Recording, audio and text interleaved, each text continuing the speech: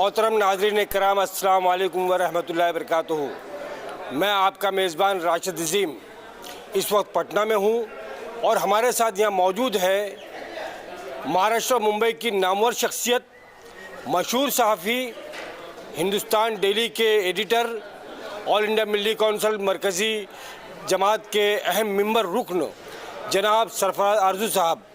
सरफराज आरज़ू साहब मुंबई से Patna all India मिल्ली कौंसिल के इजलास में जो अनकरीब 12 और 13 14 आज के दिन और 13 और 14 को होने जा रहा है, उसमें शिरकत करने के लिए यहाँ तशरीफ़ फरमा है। हमने उनसे मुलाकात की, यहाँ हम उनसे मिले और इसी मौके पर हम उनसे बातचीत करना चाहेंगे और आपसे उनको रूबरू कराते हैं। आइए हम इस्तकबाल करते हैं जनाब सरफराज आरज़ू साहब का। मोहतरम सरफराज आरज़ू साहब, आपका आमना सामना मीडिया और शाप टीवी में इस्तकबाल। अस्सलाम वालेकुम हज़रात, अस्सलाम वालेकुम नाज़रीन इकराम।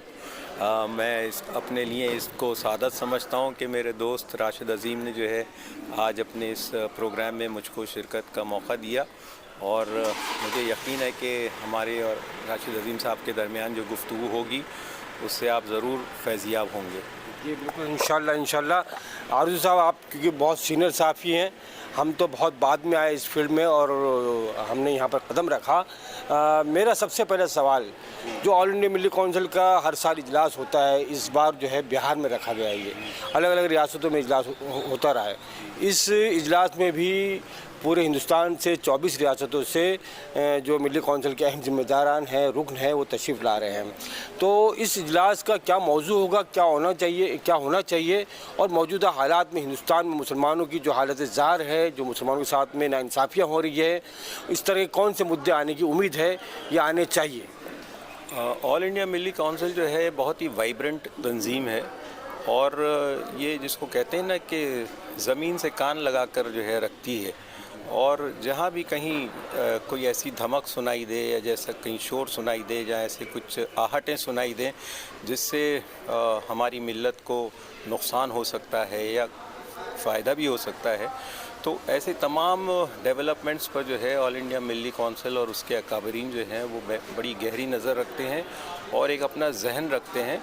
मैं मिल्ली कौंसिल को सिर्फ एक तंजीम नहीं समझता बल्कि मैं इसको एक थिंक टैंक समझता हूँ कि जो मिल्लत इस्लामिया के जो सवालात हैं, को जो दरपेश सवालात हैं, उन सवालात का जवाब तलाश करने की जो है कोशिश में हमेशा लगी रहती है। मैं ये वाज़ेह कर दूं कि देखिए, सवाल खड़े करना जो है वो बहुत आसान है और हम तमाम लोग जो हैं वो सवालात पेश करने में जो है कभी किसी किस्म की का पसोपेश नहीं करते, बल्कि बहुत से लोग ऐसे हैं जिनके जहनों में सवाल आते हैं, उभरते हैं, लेकिन उन सवालात का जवाब क्या होना चाहिए, उसके जवाब में हमारी हिकमत अमली क्या होना चाहिए, हमारा रवैया क्या होना चाहिए, हम कहाँ गलती कर रहे हैं, हमसे कौन से ऐसे हम लोगों को इक़दामात करने चाहिए जिनसे जो है मिल्लत को कोई फैज़ हासिल हो, फ़ायदा हो।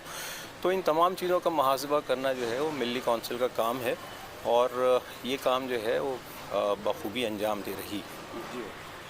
जैसे कि आरज़ू साहब, मुल्क में जो हालात हैं, मौजूदा हालात, हम देखते हैं कि आज़ादी की बात से लेकर मुसलमानों पर हमेशा नाइंसाफ़ियाँ होते रही, फसादात का सिलसिला रहा, लेकिन अब जो है वो मुसलमानों को टारगेट करने का कुछ ट्रेंड बदल गया। अब अलग अलग तरीक़ों से मुसलमानों को टारगेट किया जा रहा है, उनको दहशत ज़दा किया जा रहा है इस मोदी सरकार के आने के बाद, बिलखुसूस 2014 के बाद में। इन हालात में मिल्ली कौंसिल की ज़िम्मेदारी क्या बनती है, मिल्लत की ज़िम्मेदारी क्या बनती है, मैं ये जानना चाहता हूँ आपसे। मिल्ली कौंसिल की ज़िम्मेदारी ये तो अपनी जगह बुनियादी तौर पर है ही कि वो इन हालात पर जो है गहरी निगाह रखे और मिल्लत को जो है आने वाले ख़तरात से जो है आगाह करे, ये तो उसकी बुनियादी ज़िम्मेदारी है। लेकिन इसके लिए क्या तदारुकी अमल होना चाहिए, किस तरह हमें रिएक्ट करना चाहिए और किस हद तक रिएक्ट करना चाहिए, ये भी जो है हमें सोचने का और इस पर गौर करने का जो है हम लोगों को मिल्ली कौंसिल के प्लेटफॉर्म्स पर मौका मिलता है, क्योंकि हम बिला वजह इश्तियाल में आके कोई ऐसा उल्टा सीधा कदम उठा लें जिसकी वजह से जो है आपको जुज़वी तौर पर तो फ़ायदा हो लेकिन कुल्ली तौर पर नुकसान हो, ये चीज़ जो है ये मिल्ली कौंसिल के एजेंडे से बिल्कुल दूर रहती है। हमारे अकाबरीन जो हैं वो बहुत सोच समझ कर, बहुत सोच विचार के, बिल्कुल ठंडे जहन से तमाम इसके अवाक़िब और तमाम इम्कानी नताइज पर जो है नज़र रखते हुए जो है वो फ़ैसले करती है, क्योंकि हम लोग नी जर्क रिएक्शन जिसको हम कहते हैं कि मारू घुटना फूटे आँख, और वैसा जो है हमारा रवैया नहीं होना चाहिए। मिल्लत की ज़िंदगी में जो है चंद जो भौचाल जैसे आजकल आए हुए हैं, ये हम समझते हैं कि आर्जी हैं और ये चीज़ जो है गुज़र जाएगी, लेकिन इस दौर से भी हम लोगों को किस तरह गुज़रना चाहिए ये हम लोगों को जो है तय करना बहुत ज़रूरी है, क्योंकि हम पर जो है आने वाली नस्लों की ज़िम्मेदारियां हैं। हम उनके लिए एक ऐसा मुल्क छोड़ के जाना चाहेंगे कि जहां वो सुकून से सांस ले सके। ऐसा नहीं हो कि हमसे पहले जो लोग थे वो तो बड़े इत्मीनान से उनकी ज़िंदगी गुजर गई, और जो हमारे बाद जो आएंगे उनकी ज़िंदगी जो है वो जंजाल बनी रहे और एक तरह के जहन्नुम बनी रहे। इस तरह का तो हमारा तर्ज़ अमल कतई नहीं होना चाहिए। बिल्कुल, आपने जो बात की है उसी हवाले से मैं ये कहना चाहूँगा, ये बात करना चाहूँगा कि जिस तरह से आज फ़िरका परस्त ताकतें, ज़ाफ़रानी ताकतें मुल्क में मुसलमानों को दहशत ज़दा कर रही हैं। मुसलमानों को ही नहीं, दलित भी इसका शिकार है, गैर जो पिछड़े हैं वो भी इसका शिकार है। लेकिन जिस तरह से दहशत ज़दा किया जा रहा है, तो हमारी कुछ जो मिली क़यादत, चंद लोग या चंद सियासी पार्टी के लीडरान जो है इसको और मुसलमानों को दहशत कर रहे हैं। क्या आपके साथ में ये हो रहा है, वो हो रहा है, मुसलमानों को एहसास कमतरी का शिकार किया जा रहा है, मुसलमानों को दहशत ज़दा किया जा रहा है। इस दहशत से, इस एहसास कमतरी से निकालने के लिए मिल्लत की क्या जिम्मेदारी होती है? हम ये समझते हैं कि ये जितनी भी काविशें हैं मुसलमानों को खौफज़दा करने की, दहशत ज़दा करने की, ये जो है इसका शिकार सिर्फ मुसलमान नहीं हो रहे हैं। की वजह से सिर्फ मुसलमान ही मुतासिर हो रहे हों ऐसा नहीं है। इसके असरात जो हैं वो मुल्क की तमाम कौमें, तमाम कौमियतें जो हैं वो उसको महसूस कर रही हैं। और मैं तो इससे एक कदम आगे जाकर ये कहना चाहूँगा कि ख़ुद हिंदू जो हैं हमारे मुल्क की जो बहुत बड़ी अक्सरियत जो है वो इस तर्ज़ अमल से बेज़ार है। उसकी वजह मैं ये बताऊँगा आपको कि हम अगर इसको आलमी तनाजुर में देखें, हमारे मुल्क के हालात को, हम जिसको समझते हैं कि हमने एक आदमी से जो है जय श्री राम कहलवा लिया और ट्रेन में उसकी जो है पिटाई कर दी, या किसी जानवरों के ताजिर को जो है पकड़ के उसकी मॉब लिंचिंग कर दी, तो इससे जो है हमारे कोई मार्क्स बढ़ रहे हैं, हमारी किसी शबीह में जो है कोई बेहतरी आ रही है, कोई इजाफ़ा हो रहा है, हमारा दुनिया भर में जो है हमारा कद जो है उसमें कुछ बुलंदी आ रही है, ऐसा नहीं है। कहती है तुझे खल्क़ खुदा गायबाना क्या, अगर आप आलमी हालात का, आलमी अखबारात में जो तबसरे आते हैं अगर उनका बग़ौर मुताला करें तो हिंदुस्तान जो है वो किसी बुलंदी की तरफ माइल नज़र नहीं आता, किसी भी फील्ड में आप देख लीजिए। बल्कि इसके नताइज ये हो रहे हैं कि हमारी मईशत जो है वो और ज़्यादा जो है कमज़ोर होती जा रही है। मैं ऐसे वाक़यात से वाकिफ़ हूँ कि जहाँ पर मिडिल ईस्ट में हिंदुस्तान के ख़िलाफ़ जो है बहुत सख्त जो है लोगों के दिलों में जो है एक राय कायम हो रही है, और उन्होंने जो है हिंदुस्तान के माशी बाइकॉट के नारे बुलंद किए हैं और ये आवाज़ लगाई है कि बाइकॉट इंडिया। अब ये जो लोग हिंदुस्तान को इस तरह मुतासिर कर रहे हैं, हिंदुस्तान की छवि बिगाड़ रहे हैं, क्या वो लोग इस चीज़ से वाकिफ़ हैं कि दुनिया में जो है उनके बारे में जो है क्या राय कायम हो रही है और हिंदुस्तान के माशी बाइकॉट तक की जो है बातें हो रही हैं। हाँ, वैसे ही हिंदुस्तान का आलमी तिजारत में जो है 1% भी शेयर नहीं है।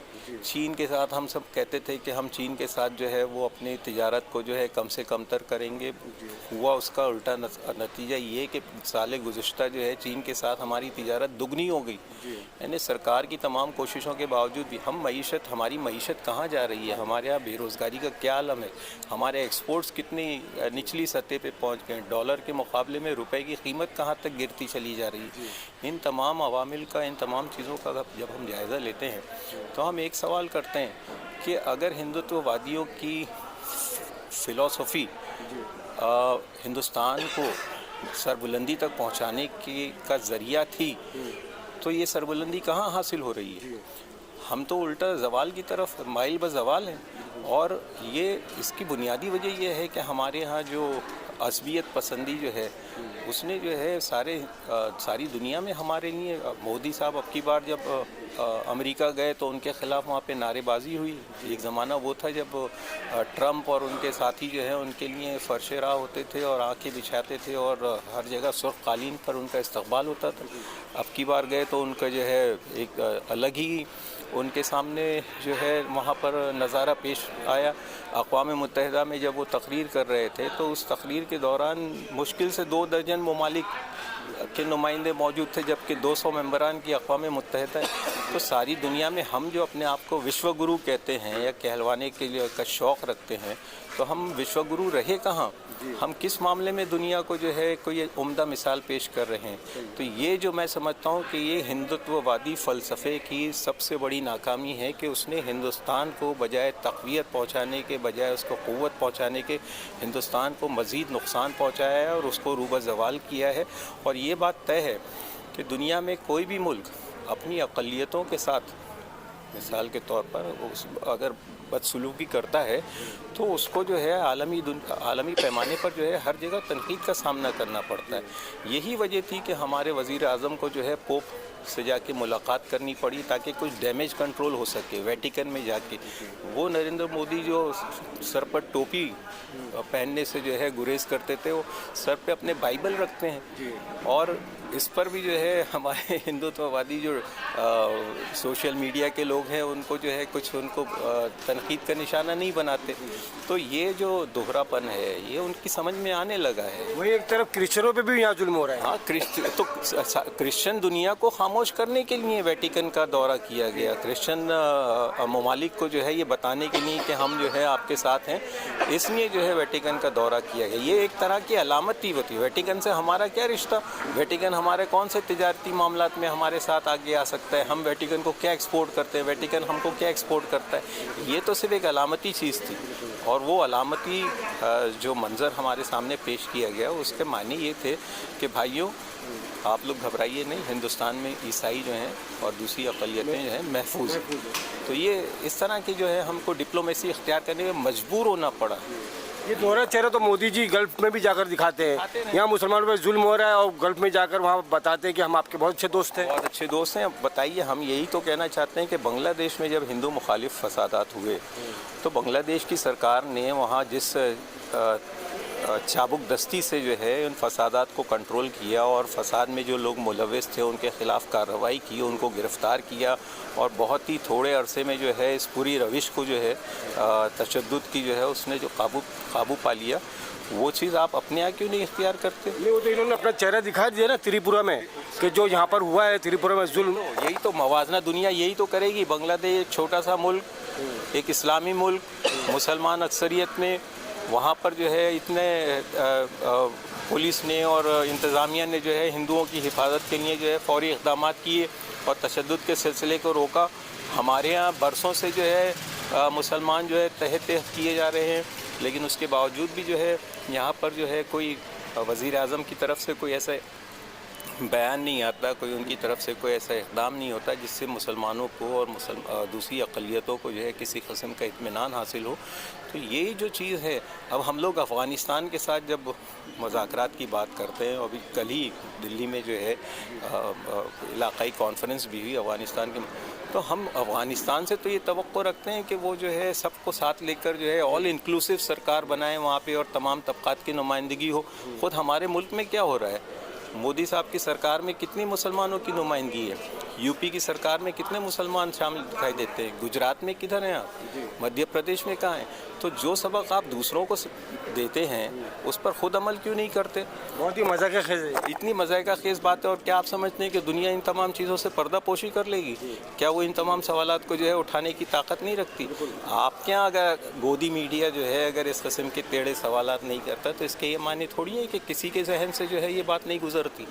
ہم تو یہ کہتے ہیں کہ سب سے بڑی جو میں ٹیپ کا بند جو ہے وہ یہی ہے کہ ہندوتو جو ہے وہ ہندوستان کو ترقی دینے میں ناکام رہا ہے اور یہ ہندوتو کا جس کو ہم اسٹیم کہتے ہیں نا، یہ اسٹیم جو ہے، یہ غبارہ جو ہے بہت جلد پھوٹے گا، کیونکہ یہاں پر جس قسم کی معیشت کا جو ہماری معیشت کا جو نقصان ہو رہا ہے اور معیشت کی جو حالت ہے، وہ جو ہے وہ کسی قسم کے مذہب کو اور کسی قسم کی ذات کو اور کسی قسم کے گوتر کو جو ہے وہ بھوک پر جو ہے حاوی ہونے نہیں دے گی۔ اور تاجروں کا جو حال ہے، مارکیٹس کا جو حال ہے، ان تمام چیزوں کے سے اشارے تو یہی ملتے ہیں کہ آپ جو ہے کوئی ایسا اسٹیپ نہیں لے رہے ہیں جس سے آپ اپنی اکنامی کو ریسٹور کر سکیں، بحال کر سکیں۔ نہیں ایسا کچھ ہو رہا، دور دور تک نظر نہیں آتا۔ سرفراز ارجو صاحب، جیسے کہ آپ نے بات کی میڈیا کی اور بات آئی خارجہ پالیسی کی بھی، اندرونی طور پر ہندوستان میں جو داخلی پالیسی ہے وہ بھی ناکامیاب ہے، خارجہ پالیسی بھی ناکامیاب ہے۔ مودی جی گئے وہاں پر، جس طرح سے ان کا سواگت ہوا، آؤ بھگت ہوا یا ان کے خلاف احتجاج ہوا، ان گودی میڈیا تو یہ دکھاتا ہے کہ بہت ان کی آؤ بھگت ہوا، ان کے ساتھ میں بہت۔ یہ گودی میڈیا کا علاج کیا؟ بحث صافی کے میں پوچھنا چاہ رہا ہوں۔ یہ انگریزی میں ایک کہتے ہیں نا کہ طوفان آتا ہے نا تو آسٹرچ جو ہے نا وہ ریت میں سر چھپا لیتے ہیں، شتر مرغ جو ہے وہ ریت میں سر چھپا لیتا ہے، یہ سمجھتا ہے کہ طوفان گزر جائے گا، لیکن ایسا ہوتا نہیں ہے۔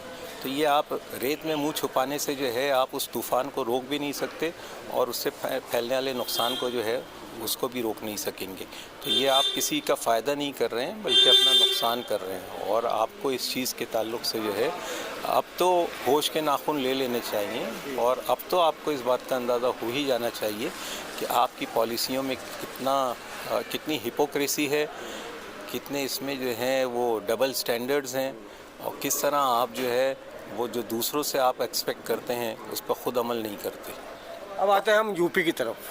یو پی میں 2022 میں الیکشن ہے، اس سے پہلے جتنے تماشے ہو رہے ہیں وہ دنیا دیکھ رہی ہے، پورے ہندوستان دیکھ رہا ہے، ہندوستان سے باہر بھی دیکھ رہے ہیں۔ یو پی میں ظلم و تشدد کی انتہا ہو گئی ہے۔